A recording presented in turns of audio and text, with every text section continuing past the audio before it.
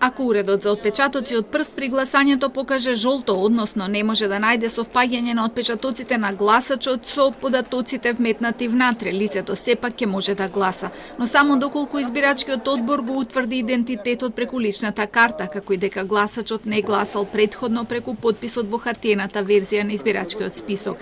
Тој ќе може да се внесе во уредот преку отчитување на матичниот број, при што и во тој случај му се зема отпечаток. Ваквите случаи Државната изборна комисија ќе може да ги проверува со споредба.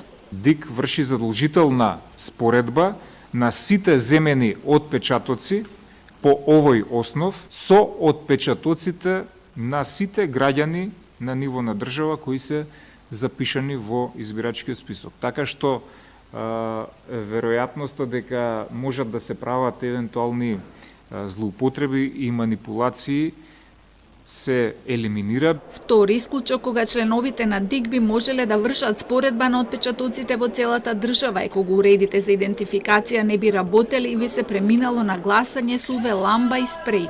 На граѓаните кои би гласале вака ќе им биде земен отпечаток од прст со помош на графитно перниче. Ќе се стави на хартија во посебна графа на избирачкиот список, пошто подосна ќе се проверуваат отпечатоците.